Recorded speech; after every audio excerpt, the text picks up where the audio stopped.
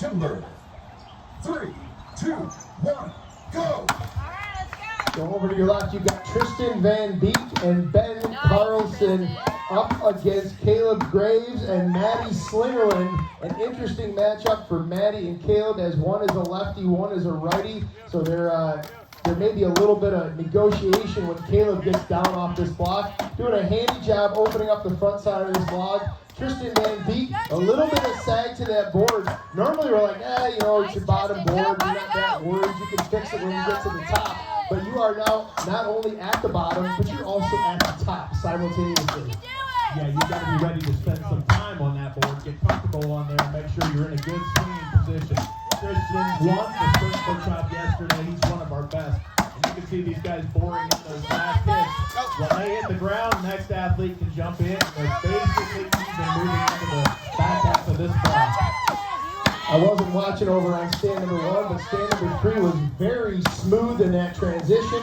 Caleb came down to the ground, grabbed his board down on the legs, very smooth, very quickly. Maddie Slingerland puts his first blows. He gets about 2 hits in ahead of Ben Carlson. Matt had to come down and fix that pocket. He said, I'm going to be up there. I want to swing hard. I need a good pocket. He's going to fix that, hop back on, and try to run down Ben Carlson. But Ben does a quick work of this ball. Yeah, great slope for Ben Carlson. He's going to clear out some of that firewood. He's got to really reach over.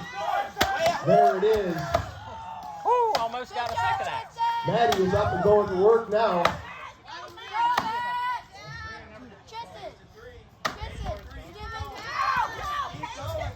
He's going to come at this now from a different angle. This is the disadvantage with a lefty and a righty, is the scarps kind of end up off and twisted a little bit. So he had to kind of run a pocket into the middle. There it is.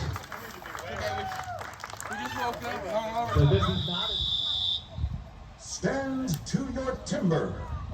3, 2, 1, go! I just want to remind all of our competitors, you do well enough here, you get to do it again with a 16-inch block. Lesko, a little bit of trash in the back of that pocket, but he gets up on it, it's holding well. Matt Coger also looking very dapper on that first board, as both of these guys look to wade into this 14-inch white pine timber.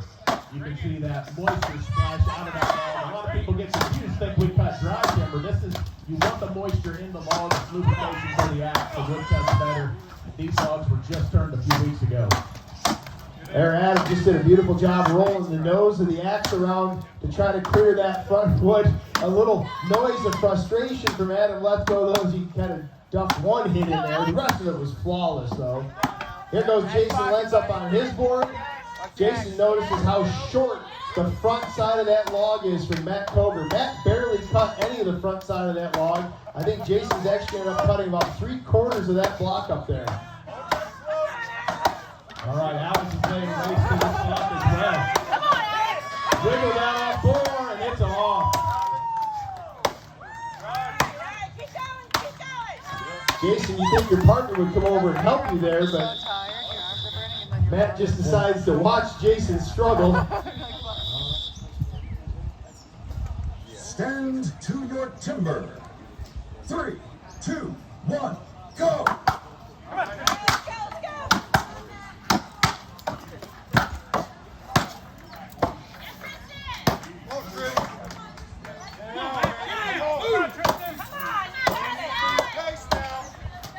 One of the things that ends up happening as the diameter of the log gets bigger, you end up with more surface area of grain that needs to break in order to release the chip. If you have a very small diameter log, 8 or 10 inches in diameter, that's a really tight radius. You're chopping on a really short curve. Now, when you get up and you're cutting a 16-inch log, it's more like looking at a flat wall of wood. And Matt Coger jumps out as Jason Lentz jumps in. Tristan Van Beek puts one more far hit in on the upside, and then Ben Carlson also goes to work. Jason Lentz is going to have a board in just slightly ahead of Ben Carlson. It is now Ben Carlson versus Jason Lentz. I'm a little concerned because Carlson is sagging a little bit on the board. He's got to be very careful not to give up height on this block. He is up plenty high on this block as he's got a chip hanging in his scarf. Thankfully, that clears away safely.